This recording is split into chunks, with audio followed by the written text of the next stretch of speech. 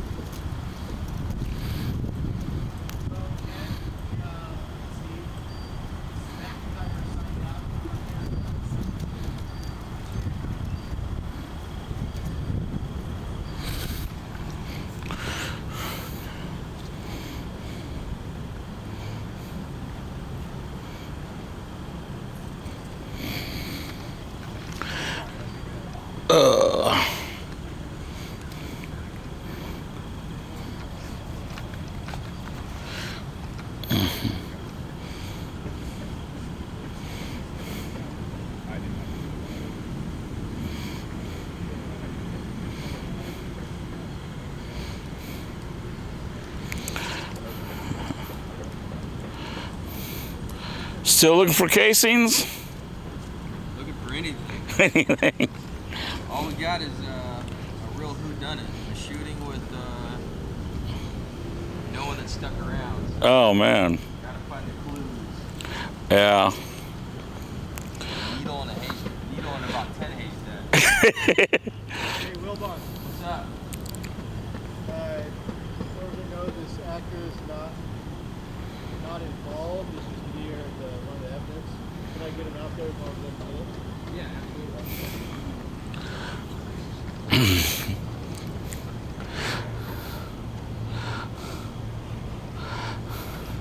So Wilbaum, What's up? so this gun violence reduction team, you're on that, right? Yep. Okay. So let me ask you a couple scenarios. If you got a call of, say, someone living in this apartment complex that was suicidal, he had a gun, right? You had officers coming up the driveway, you had an officer here and an officer back behind it. You guys heard a shot, went in and found the guy was there but with a pulse, but he died. Would you guys be called out for that? If it was a suicide? Suicide. I mean, it's hard to give like specifics to a scenario if you don't have all the information, and I say no specific information or criteria applies to each investigation, right? Everything's different, right? But I say generally speaking, suicides, although super unfortunate and you know, super sad, and there's plenty of ways to hopefully try to manage those and prevent those. We have resources allocated for suicides, but as far as the gun violence response team, we are trying to investigate and stay out ahead of the shootings that have retaliatory nexus, to murders, these things that, I mean, if you look at it, you have multiple shell casings up the street, multiple bullets fired down a range into a neighborhood with any one of these people being at risk. And I think we could, you know, say that the shooter right here was brazen and acted without regard for life. We're after those guys. Okay. Right? And so we do cover suicides in our shooting review, meaning that we do still give those a significant amount of attention and strategize on how to stay out ahead of that. But suicides are a separate thing than the gun violence that's happening in the city. So you wouldn't investigate the suicide if you knew for a fact it was suicide? It would be investigated, but if it determined a suicide, as you know, there's no suspect information. It's kind of, for lack of a better explanation, it's open and shut. And so if there's suspicious circumstances or things of that sort, we'll absolutely investigate it. Right. If it's just an unfortunate incident, we're saddened by it, but there's not a whole lot to do. So. Okay, what about a brazen home invasion robbery where someone breaks into someone's house? The person that lives there is a law-abiding citizen, has a concealed weapons permit, and shoots the intruder. We will investigate all shootings.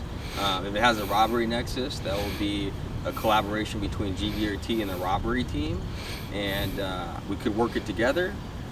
We could take it ourselves and run with it, depending on certain circumstances, or robbery could decide to take it, and that's they're the experts with robberies, including home invasions, and so they can do that. But all shootings get investigated, and that's the whole point of this model. News.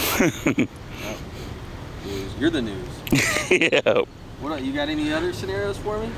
No, those were the two main scenarios: suicide and home invasion robbery, where officers actually know exactly what's going on. Yeah, we investigate everything. That's under this new model. That's what's going on. Okay. It's hot right now. So this van right here? Turtleneck off. Oh, right over here. Okay. Down the street, you can see how far the bullet travels. Oh, right. Okay. All right. Thank you. Yeah. That would be good for him to get posted.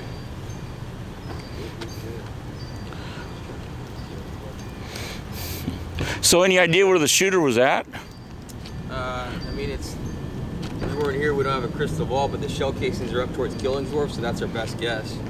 That's a good shot. Well, I don't know that was. I don't know that he intended it to go that way. I think that's just the backdrop. These bullets. Sometimes when you shoot them, depending on the trajectory, could land a half mile, mile away, depending on what type of weapon it is. And, Yeah. That just shows. If somebody shoots in the middle of the city, if you are within a half mile to a mile, there is a potential that you're at risk of being struck by gunfire.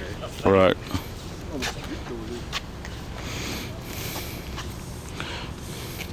Well, I'm just thankful no one got hit this time. What was that? 2 months ago, someone died. Someone got shot and killed around here. There's been several homicides. Obviously, homicide takes the lead on homicides, but right now, this will mark the 178th shooting since January 1 of this year. So I have 178 gun violence incidents in Portland. It's hard to keep track, but that's 178 incidents where people are exposed to gunfire and potentially victims. What about in this small area right here, this 2-block area? All the numbers I can't say. Oh, okay. Based on just off recollection, the last couple of years we've had several shootings with houses being struck within this 5-block radius. Okay. I know those because I was on scene, but Yeah. recalling a specific date and time and addresses, you can't do it at this point. Oh, yeah. 2 blocks. Go football that far?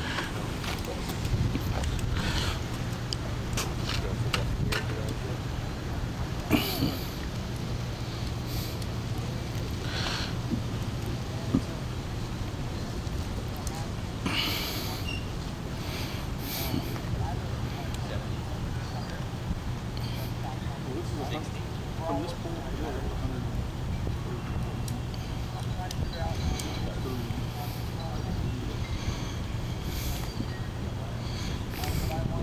This is about from the police signing off.